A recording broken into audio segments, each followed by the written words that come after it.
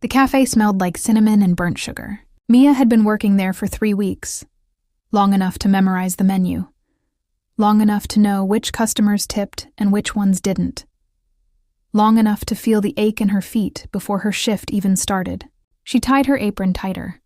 The fabric was frayed at the edges, but it was clean. She made sure it was always clean.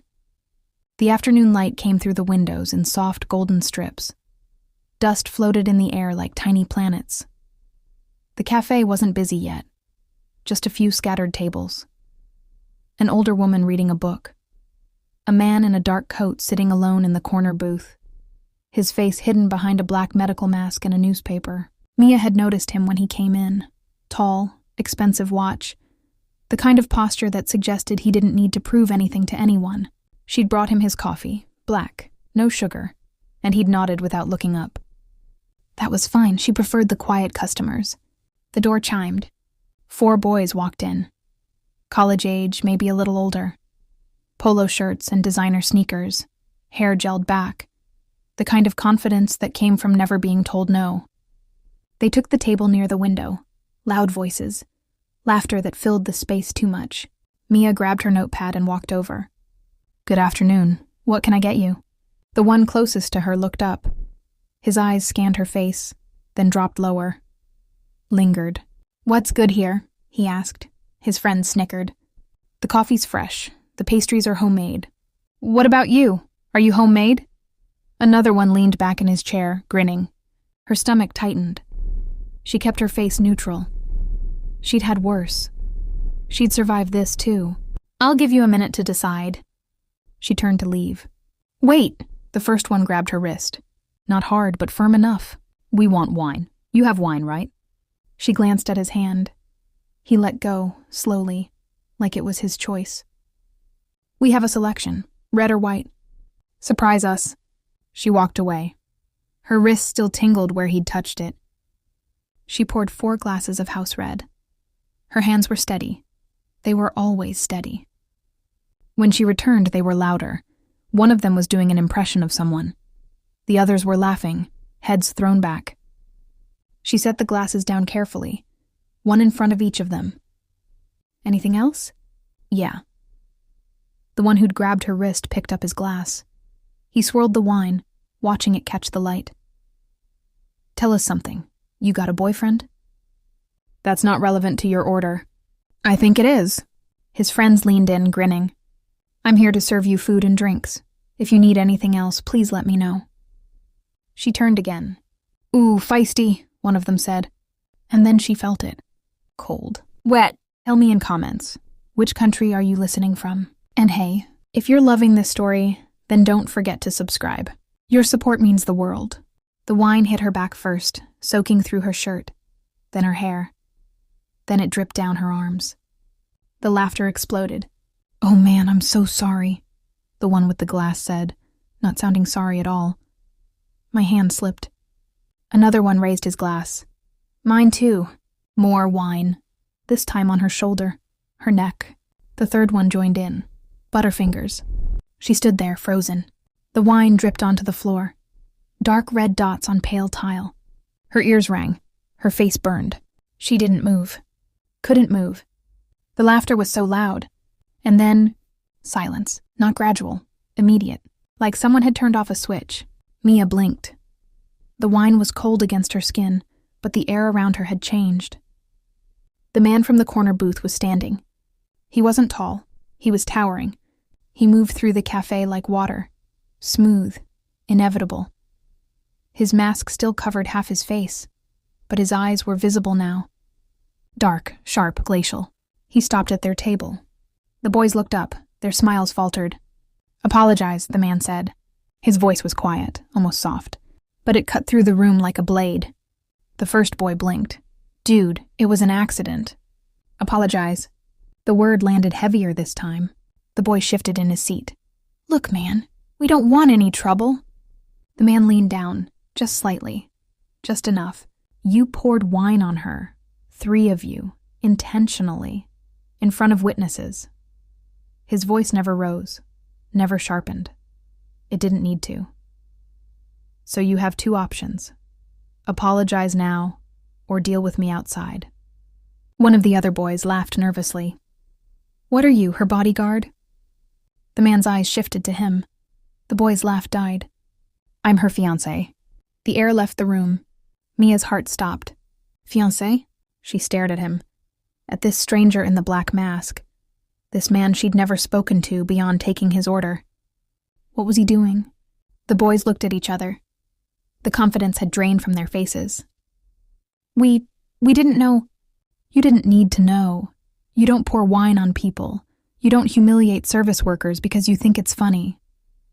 He straightened. Apologize. Now. The first boy stood. His hands were shaking. I'm sorry, okay? I'm really sorry. The others mumbled their apologies, eyes on the floor. The man didn't move. Pay your bill. Leave a $500 tip. Then leave. 500. The man tilted his head. Just barely. The boy pulled out his wallet.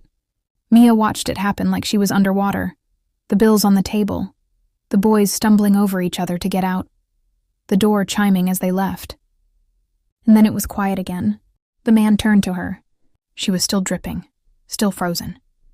Are you all right? He asked. His voice had changed. Softer now. Almost gentle. She opened her mouth. Nothing came out. He reached into his coat and pulled out a handkerchief. Clean, white, expensive. He held it out. She took it. Her fingers brushed his. Thank you, she whispered. He nodded once. Then he walked back to his table, picked up his newspaper, and sat down.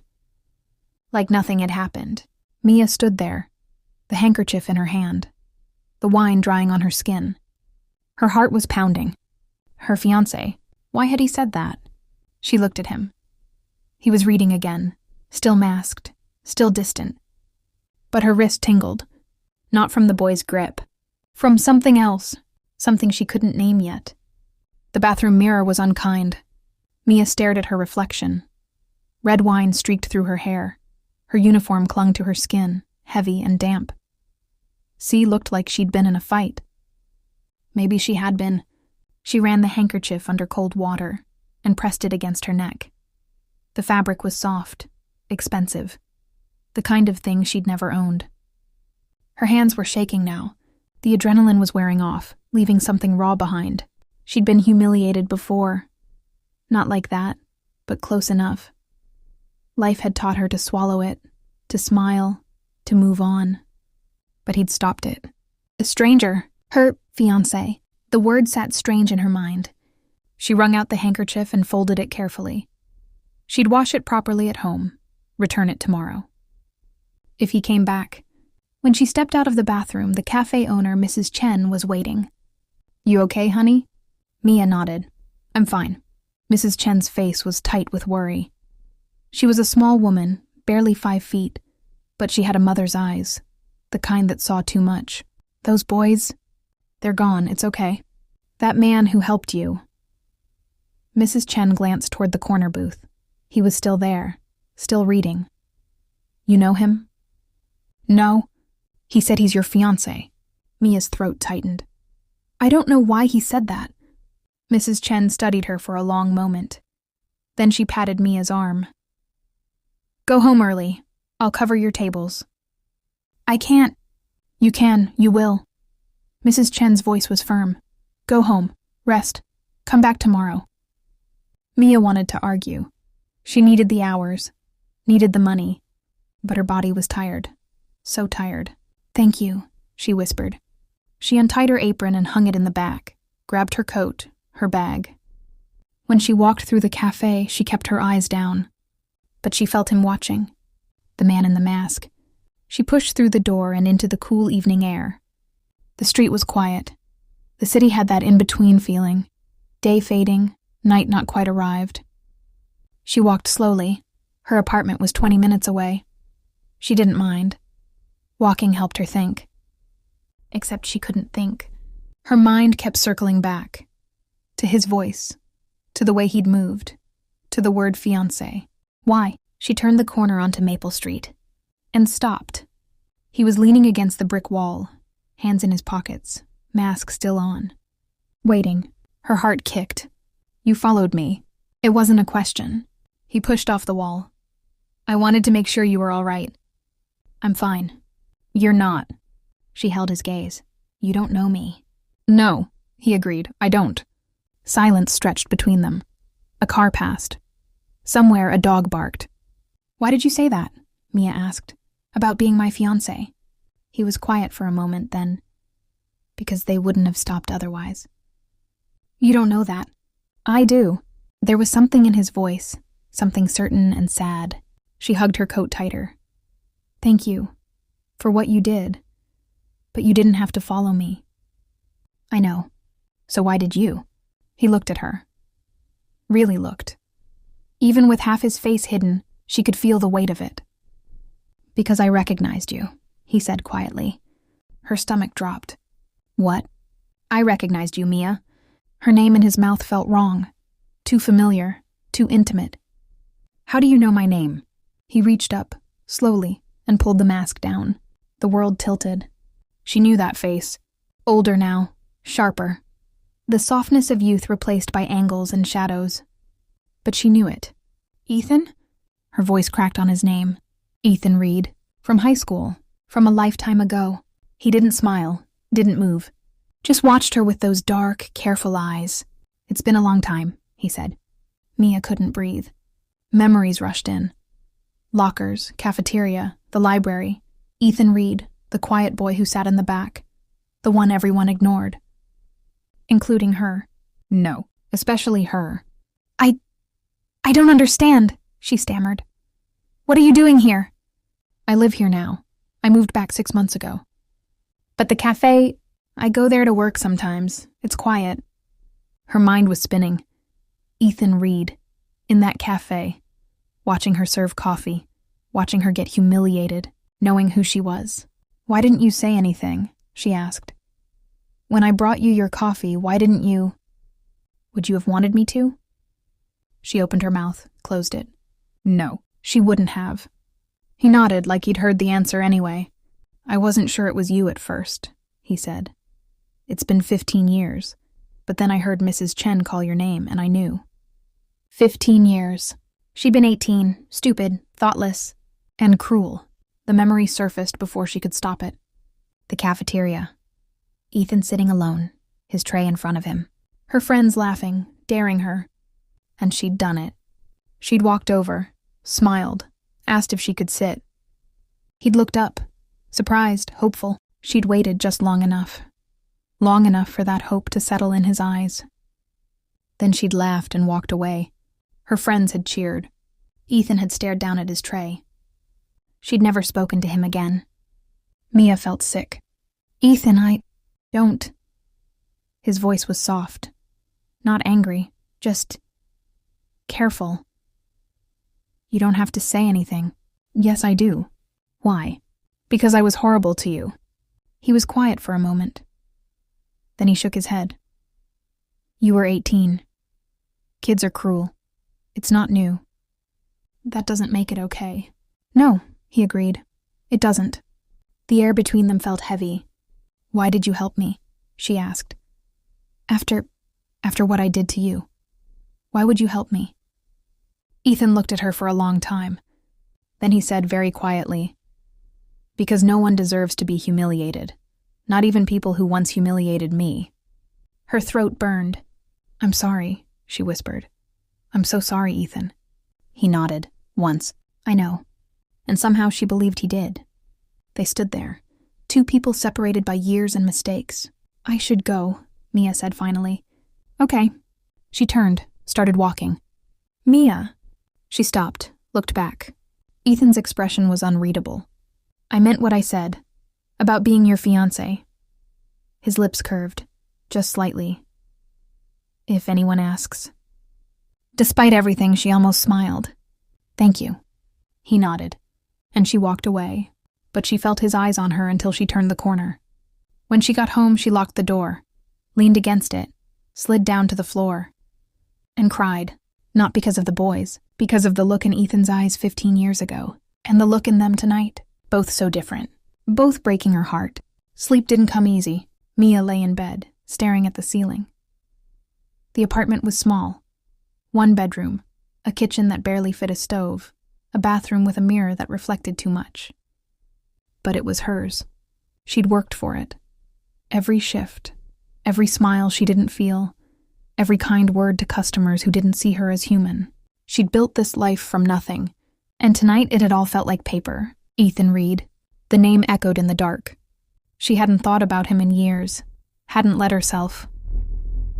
High school was a box she'd sealed shut and shoved into the back of her mind. Too many mistakes in that box, too much shame. But now the box was open, and the memories spilled out whether she wanted them or not. She rolled onto her side. The handkerchief was on her nightstand. She'd washed it by hand, hung it to dry. It was folded now.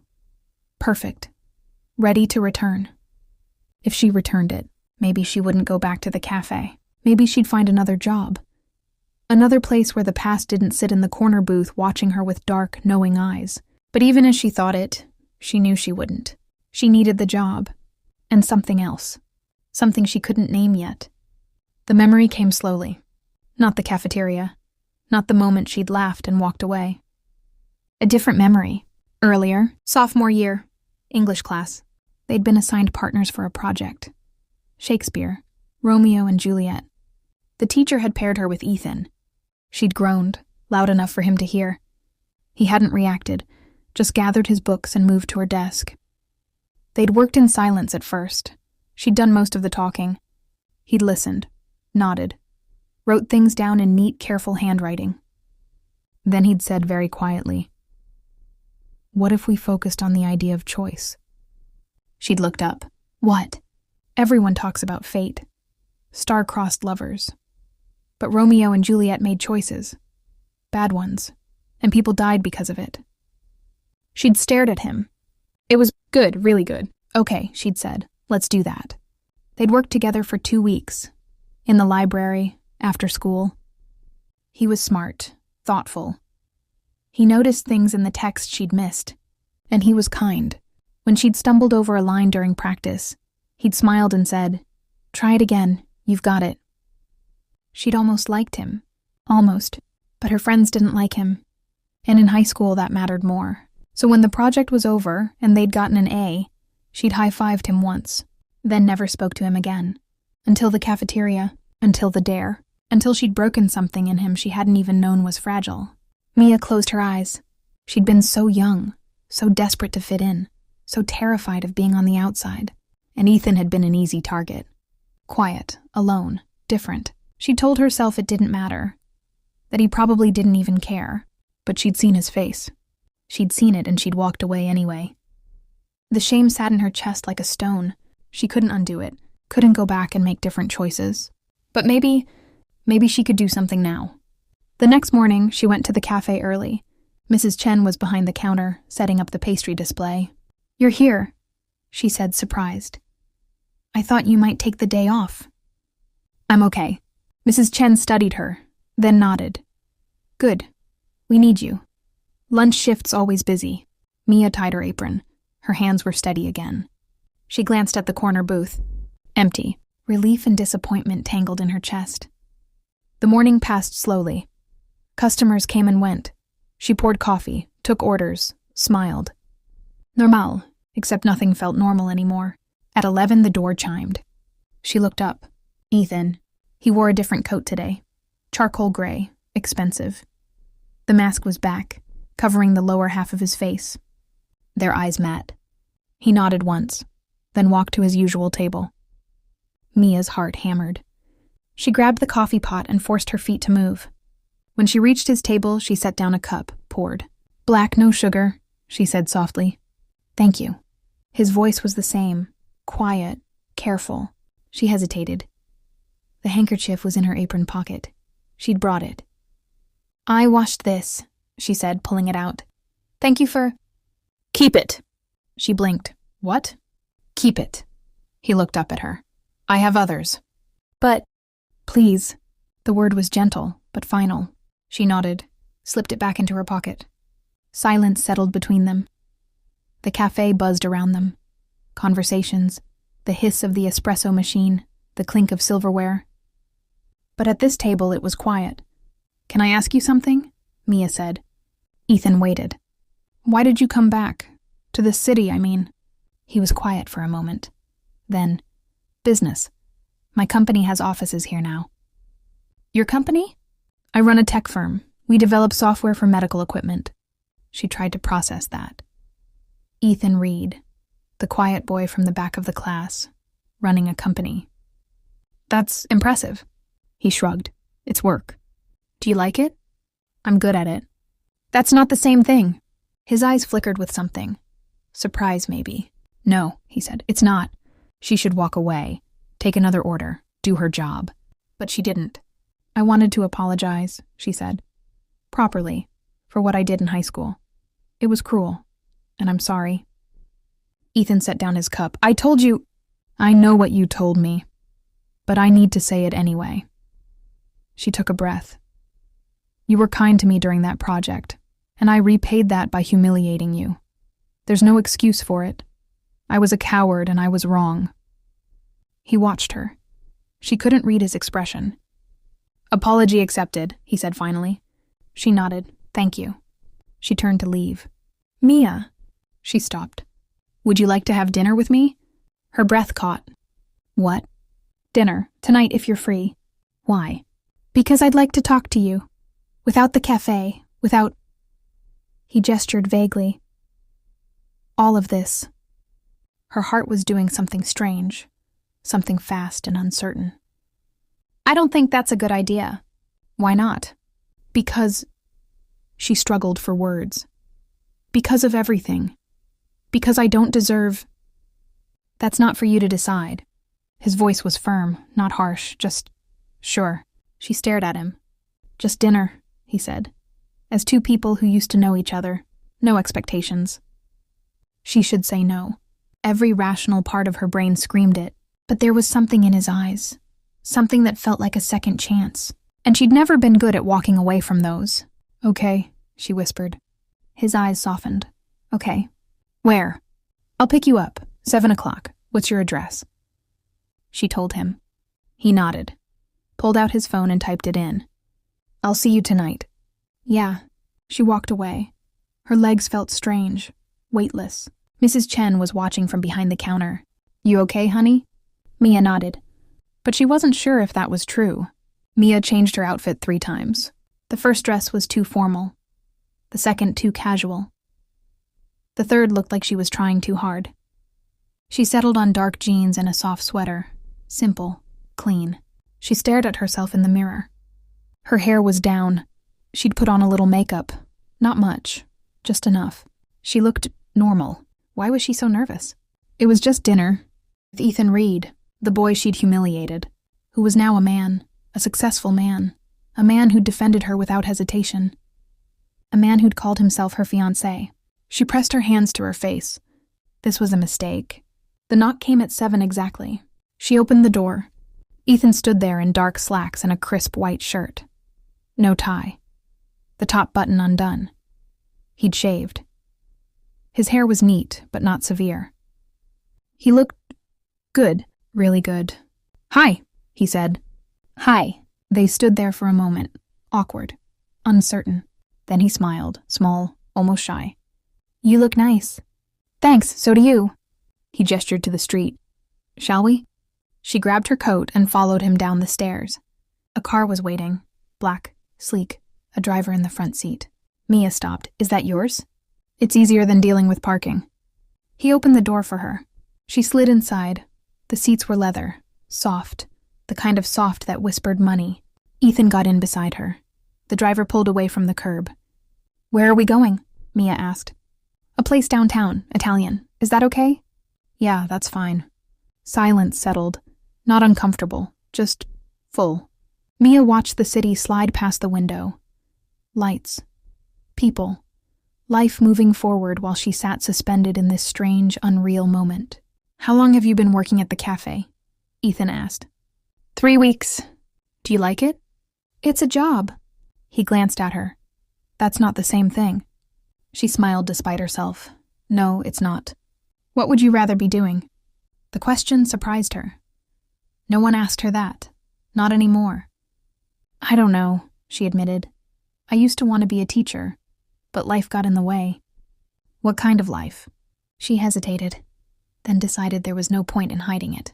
My mom got sick. Cancer. I dropped out of college to take care of her. She died 2 years ago.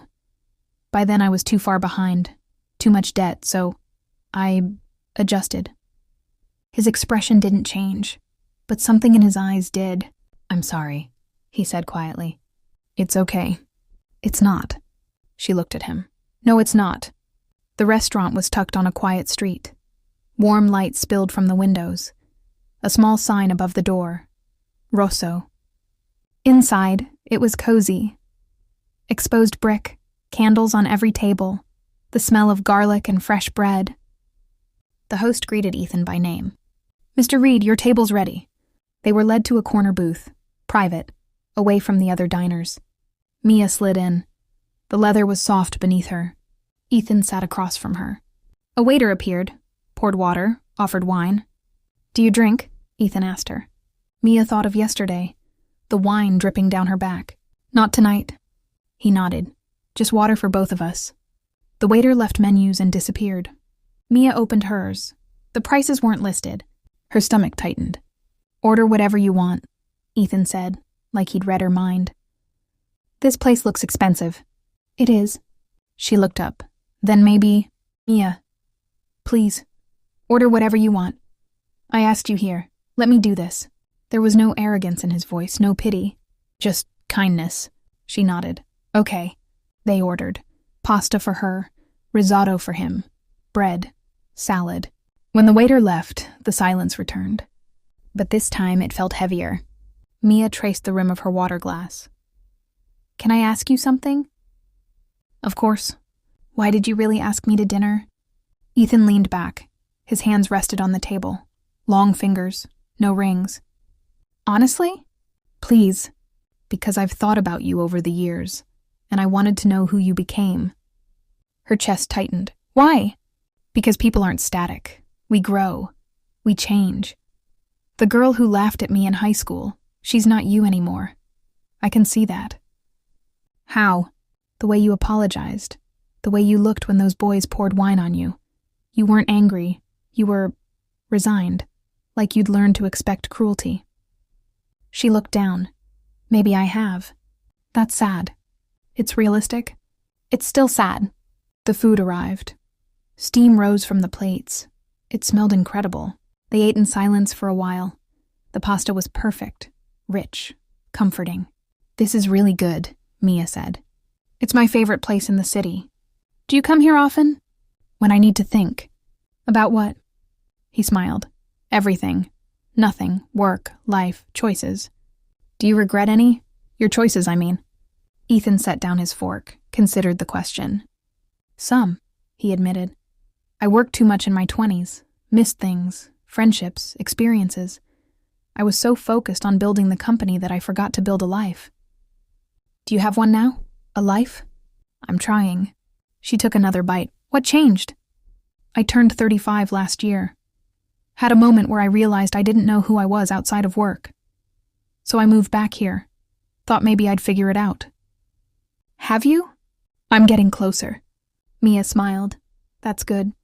What about you? He asked. Do you regret your choices? She'd known the question was coming, but it still hurt.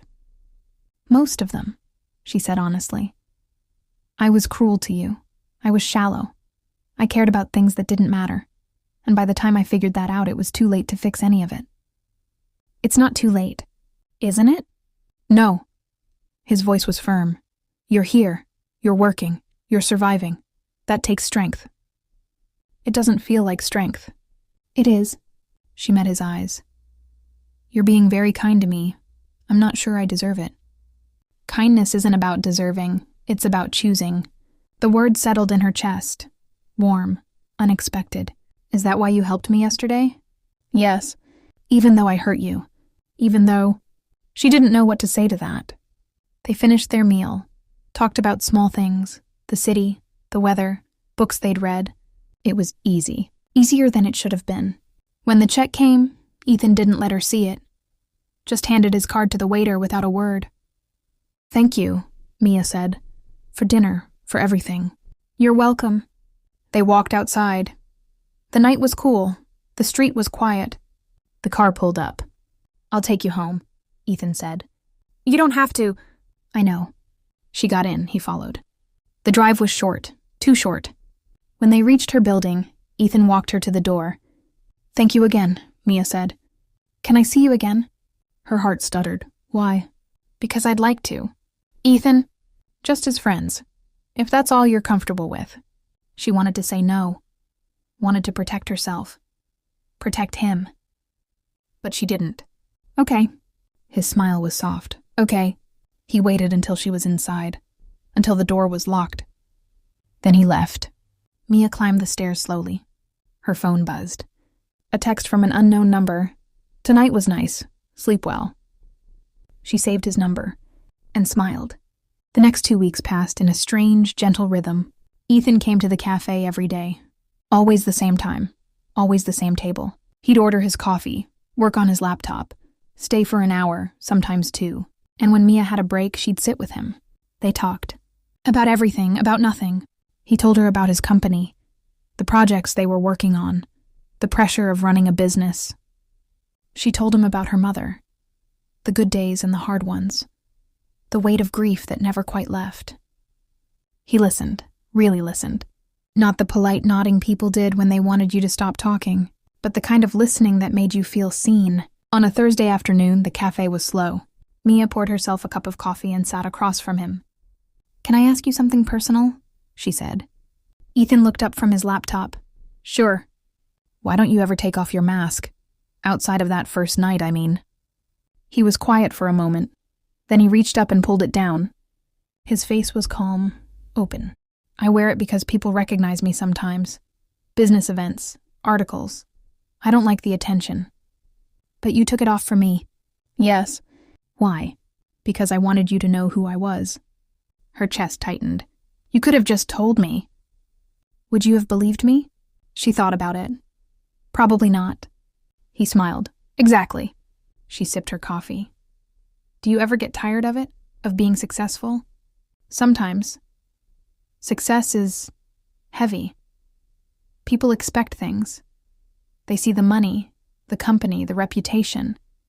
They don't see the nights I don't sleep, the decisions that keep me awake, the fear that I'll make one wrong choice and everything will collapse." "That sounds exhausting." "It is. So why do you keep doing it?" He closed his laptop, leaned back. "Because I'm good at it. And because I spent so much of my life being invisible, being ignored. Now people listen when I speak. It's addictive in a way." She understood that. The need to matter, to be seen. "Do you ever wish you could go back?" Mia asked. "To before all of this?" Ethan considered it. "No, I don't want to go back. But sometimes I wish I could have done it differently." "You haven't lost yourself." "How do you know?" "Because you still notice people, like me. Like what happened with those boys."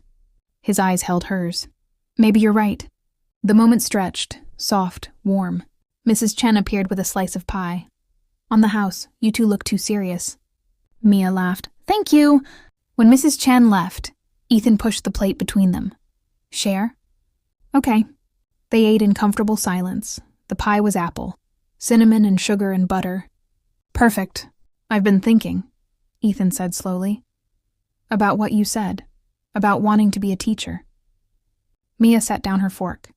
"That was a long time ago. But you still want it. Wanting something doesn't make it possible." "What if it could be?" She frowned. "What do you mean?"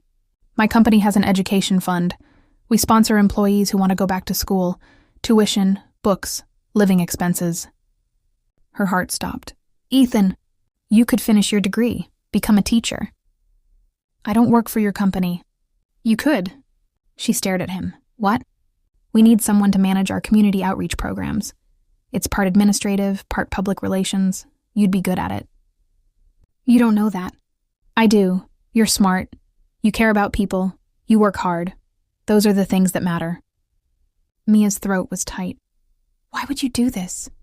"Because you deserve a chance." "I don't." "Yes, you do." His voice was firm. "What happened in high school, that's not who you are now, and you shouldn't keep punishing yourself for it." Tears burned in her eyes. You don't understand. I've tried to move forward. But every time I think I'm making progress, something reminds me of all the things I can't have. All the choices I can't undo. So make new choices. It's not that simple. It is. It's exactly that simple. He leaned forward. I'm offering you a job, a real one, with benefits and a salary and a future. All you have to do is say yes. She wanted to. God, she wanted to. But fear held her back. Fear and shame and the weight of everything she'd already lost. I need to think about it, she whispered. Ethan nodded. That's fair. Take your time. He stood. Left money on the table. More than enough. I'll see you tomorrow, he said. And then he was gone. Mia sat there, the pie half-eaten between her and an empty chair. Mrs. Chen appeared beside her. That man likes you. I know. You like him too. Mia looked up. I heard him once, a long time ago. And he's giving... I don't know if I deserve it. Mrs. Chen sat down, took Mia's hand. Listen to me. I've known you for 3 weeks. In that time, I've watched you show up every day, work hard, smile at customers who don't smile back. You're kind, you're strong, and you're more than whatever mistake you made as a kid. But, no buts, that man sees something in you. Maybe it's time you saw it too. Mia's tears spilled over. Mrs. Chen squeezed her hand. Go home, rest. Think about what you want, not what you think you deserve, what you want. Mia nodded. That night, she lay in bed and thought about Ethan's offer. A job, a real job, a chance to go back to school, to become a teacher, to have a future that wasn't just survival. But accepting it meant accepting his kindness, his forgiveness. And that felt harder than anything, because forgiveness wasn't something she'd learned to give herself. 3 days passed. Ethan came to the cafe each day. They talked. But she didn't bring up his offer. And he didn't push. On Sunday morning, the cafe was busy. Families, couples, the after-church crowd. Mia moved between tables, poured coffee, took orders. Her feet ached, her back hurt. But she kept smiling. At 11, a woman came in with 2 children, a boy and a girl, maybe 6 and 8. They took a table near the window. Mia brought menus. Good morning, what can I get you? The woman smiled. 3 hot chocolates, please, and some pastries. Coming right up. When Mia brought the order, the little girl looked up at her with wide eyes. You're pretty, she said. Mia's heart squeezed. Thank you. So are you. The girl beamed. As Mia walked away, she heard the boy ask, Mommy, when I grow up, can I work in a cafe? The mother laughed. You can be anything you want, sweetheart. Mia stopped. Turned. The mother was helping her daughter with her hot chocolate. The boy was already eating a croissant, flakes everywhere. They looked happy, safe, loved, and Mia thought, I want to be part of that. Not serving them, teaching them, helping them become whoever they wanted to be. She'd wanted that once, before everything fell apart. Maybe she could want it again. She found Ethan at his usual table. Can I talk to you? She asked. He looked up. Of course. She sat down, took a breath. I want to say yes to your offer. Something flickered in his eyes. Relief. Happiness. You're sure? No, but I'm saying yes anyway. He smiled, really smiled, and it transformed his face. Good, when can you start? I need to give Mrs. Chen 2 weeks' notice. That's fine. I'll have HR send you the paperwork. Ethan. Yes? Why are you doing this, really? He was quiet for a moment. Then he said, because when we worked together in high school, on that Shakespeare project, you were different. Her throat tightened. I forgot about that version of myself. I didn't. The words hung between them, soft, true. Thank you, she whispered. You're welcome. The 2 weeks passed quickly. Ethan still came every day, but now they talked about the future, the job, her classes. He'd already enrolled her in a certification program. Fast-tracked. She could finish in 18 months. On her last day at the cafe, the regulars threw her a small party. Cake, cards, hugs. Mrs. Chen cried. You take care of yourself, she said, and don't forget about us. Never. When everyone left, Mia cleaned her station one last time. Ethan waited by the door. Ready? He asked. She looked around. The cafe that had been her refuge, her livelihood, her small corner of the world. "Yeah," she said, "I'm ready." They walked out together. The evening air was cool. The city was winding down. Streetlights flickered on. "How do you feel?" Ethan asked. "Scared, excited, grateful." "That sounds about right." She laughed. "What happens now?" "Now? You start your new job. You go back to school. You build the life you want." "And you?" He looked at her. "I keep doing what I'm doing. Running the company. Figuring out who I am. Maybe spending more time with a friend." "A friend?" "You, if you want." Her heart did something complicated. "I want." They walked in silence for a while. Just two people. Side by side. "Ethan?" "Yeah?" "I'm really glad you came back. To this city, I mean." He smiled. "So am I."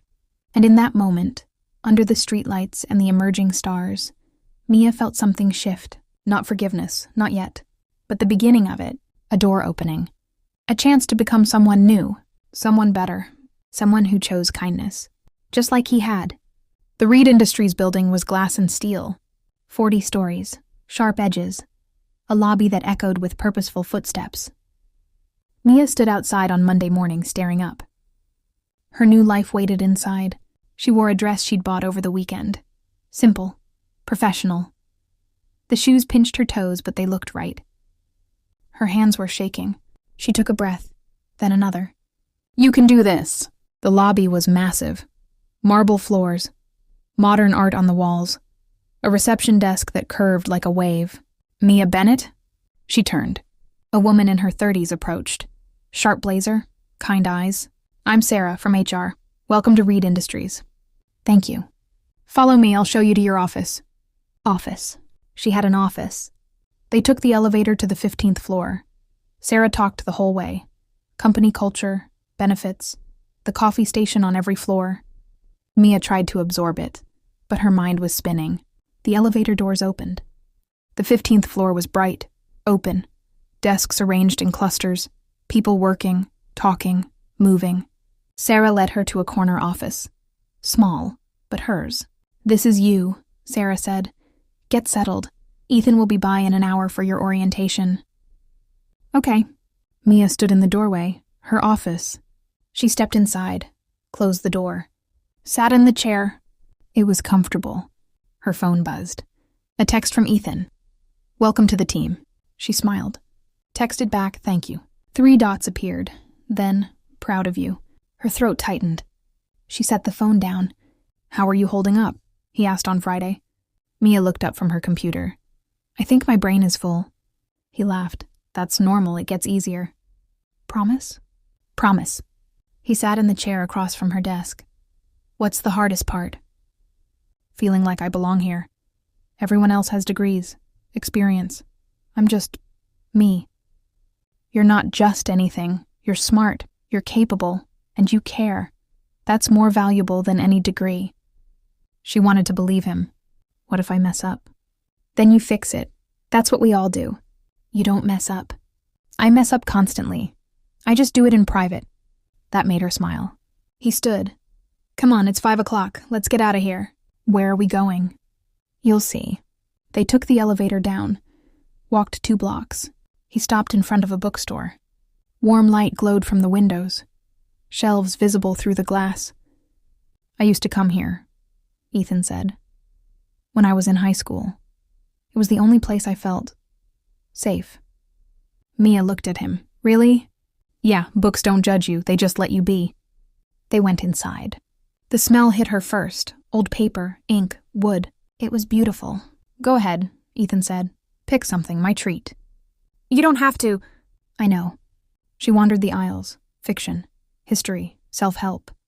She stopped in the education section.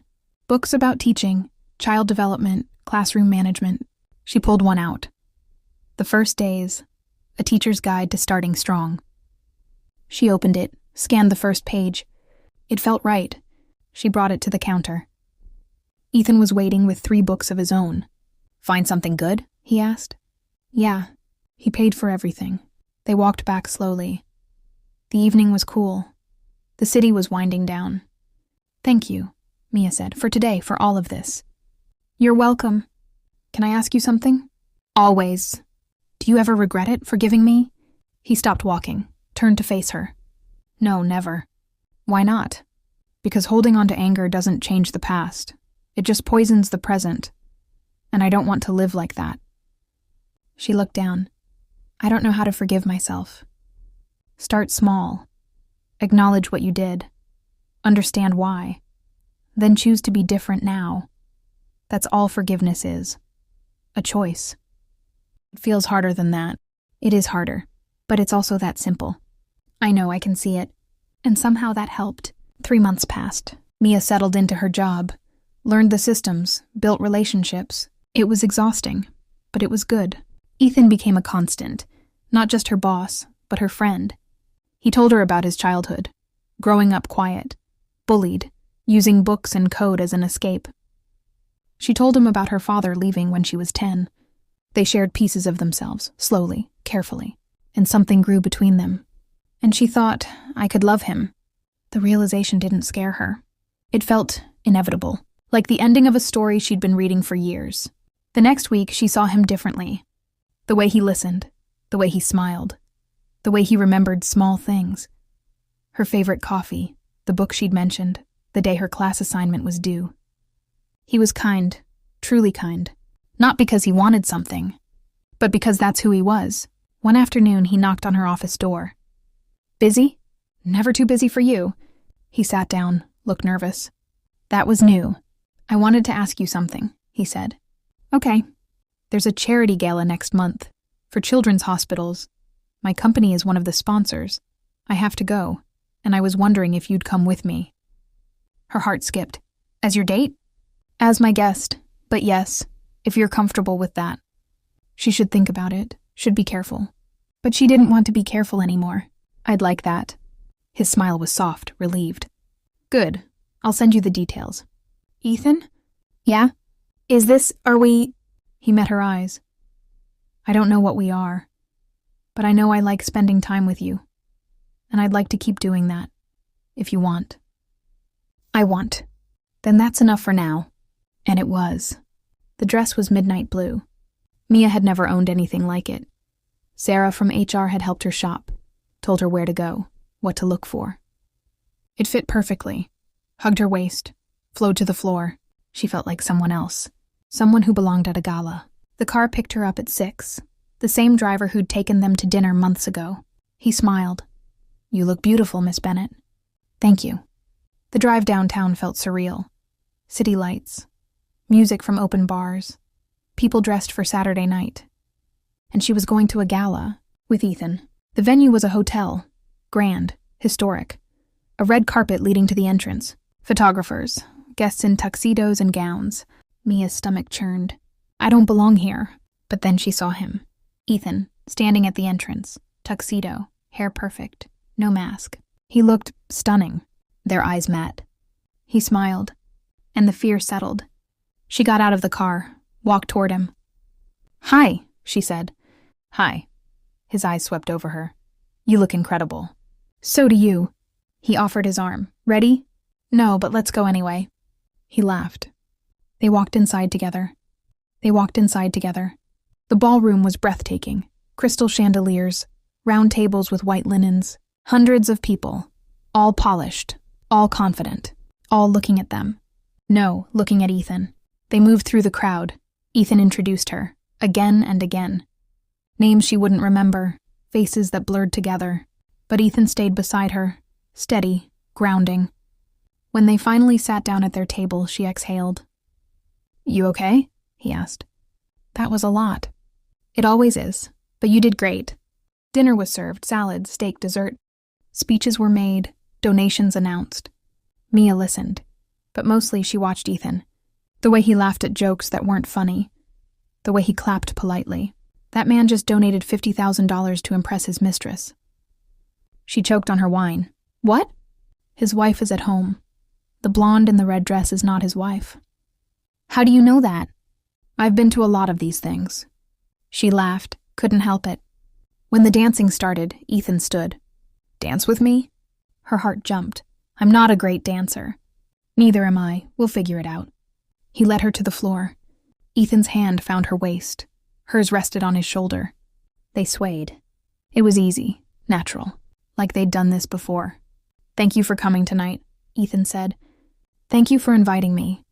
I mean it. These things are usually unbearable, but not with you." She looked up at him. His face was close, his eyes warm. "Ethan." "Yeah? I need to tell you something." "Okay. I've been thinking. About us. About what this is."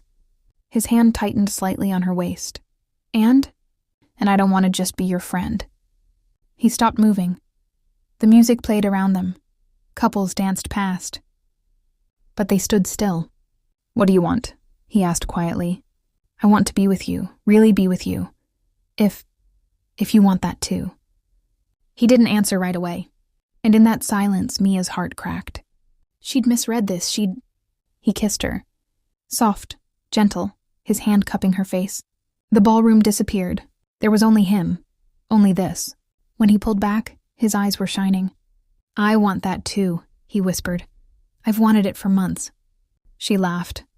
Relief and joy and disbelief all tangled together. "Then why didn't you say anything?" "Because I wanted you to be sure. I didn't want you to feel obligated or guilty or anything other than certain." They left the gala early, walked through the city, hand in hand. The night was cool. The streets were alive. Music spilled from bars. Couples strolled past. Life moved around them. But in their small bubble, it was quiet. "Can I ask you something?" Mia said.